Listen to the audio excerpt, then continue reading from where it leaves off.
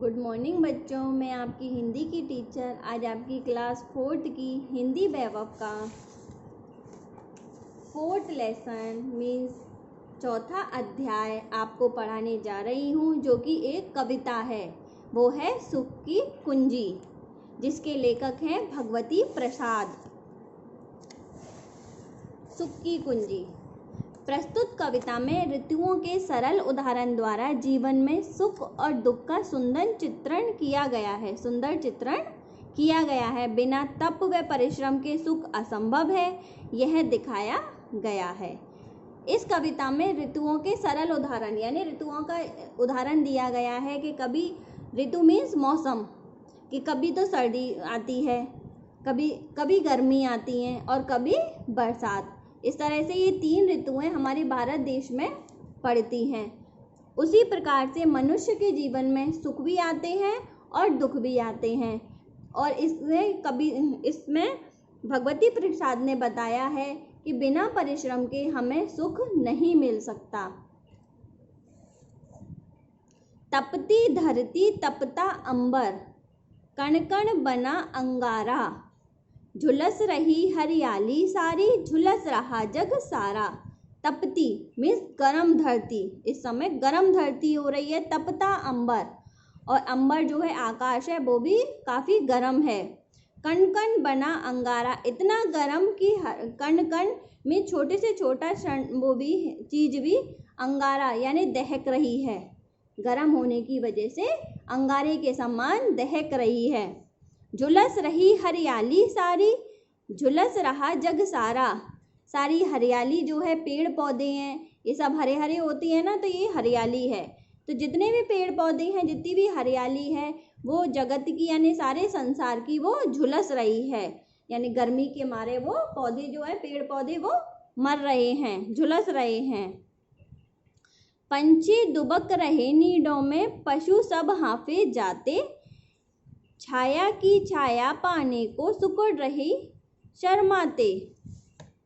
पंछी मीन्स पक्षी, जितने भी पक्षी हैं वो इस गर्मी की वजह से क्या करते हैं, नीडों मीन्स अपने घोंसलों में जाके दुबकते हैं, छिप जाते हैं।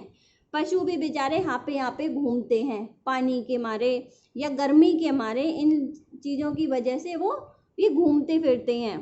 छाया की छाया पाने को सिकुड़ रहे शर्माते, मतलब कि कहीं भी छाया मिले हमें, तो पशु भी ये सोच रहे हैं, परेशान हुए फिर रहे हैं गर्मी की वजह से, कि हमें कहीं छाया मिले तो हम जाके छाया में ठहरें, क्योंकि पेड़ पौधे भी सारे क्या हो रहे हैं, झुलस रहे हैं, तो उन्हें छाया मिले कहाँ।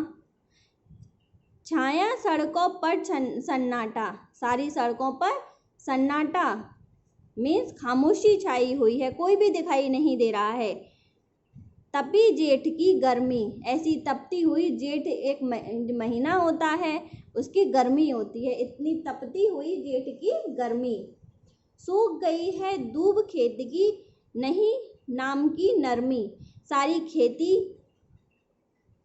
खेत दूब की, एक प्रकार से घास होती है, दूब एक प्रकार से घास होती है एक तरह की, वो सारी जो है वो सूख गई है, कहीं भी नरमी नहीं है, यानी कहीं भी ऐसा नहीं है कि जहाँ देखना अच्छा लगे, यहाँ भी थोड़ी सी भी ठंडक हो।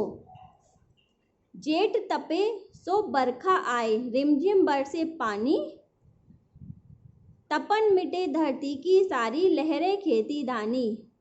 जेठ तपे तो बरखा आए, जेठ के बाद ही बरसात आती है।